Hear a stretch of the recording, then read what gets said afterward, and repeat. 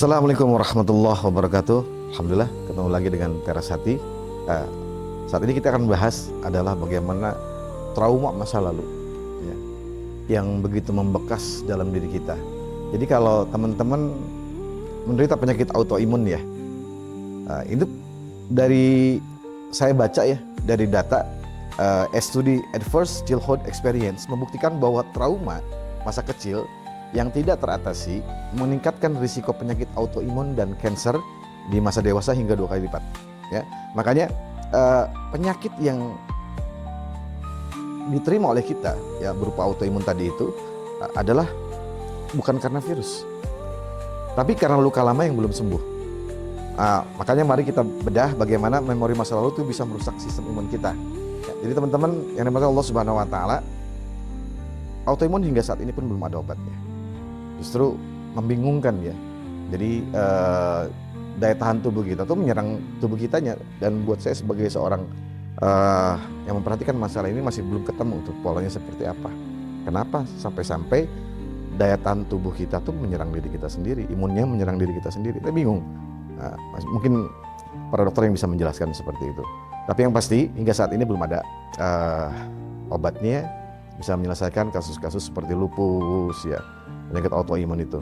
Kemudian lagi namanya agak sulit saya hafal itu karena namanya begitu asing sekali ya. Ada yang bola matanya hampir keluar ya. Ada yang banyak seperti luka koreng kayak gitu ya, yang numpuk dan lain-lain seperti itu.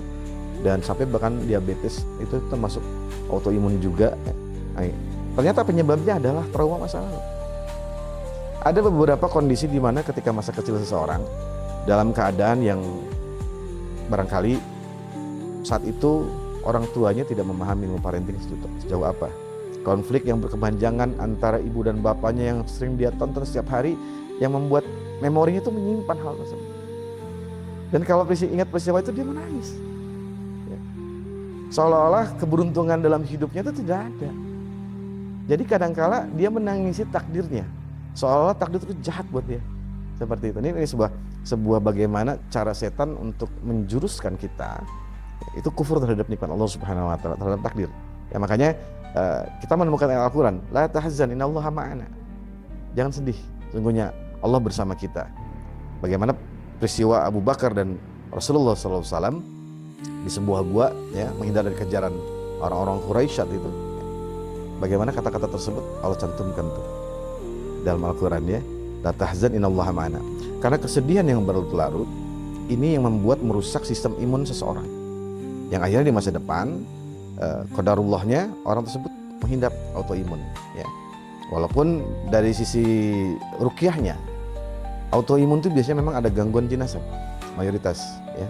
Nah, kansernya itu pun sudah jelas ya. Jadi beberapa praktisi ruqyah pun sudah membuktikan bahwa kanker itu adalah bagian dari gangguan dari jin tersebut. Karena dalilnya sudah jelas, kata Rasulullah SAW, sesungguhnya setan berjalan pada peredaran darah manusia. Sudah beberapa kasus yang ditangani oleh peruqyah untuk kasus kanker itu alhamdulillah rilis ya, seperti itu. Bagaimana konsepnya adalah membersihkan hati.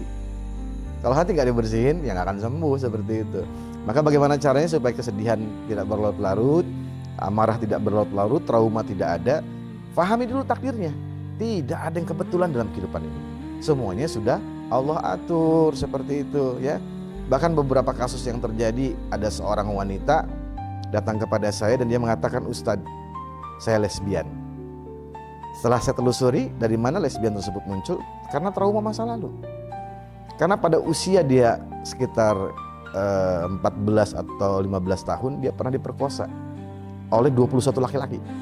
Semenjak itu dia menyimpan kebencian. Setan masuk, akhirnya dia hanya merasakan kenyamanan, kenikmatan ketika berkomunikasi ataupun intens hanya dengan sesama jenisnya.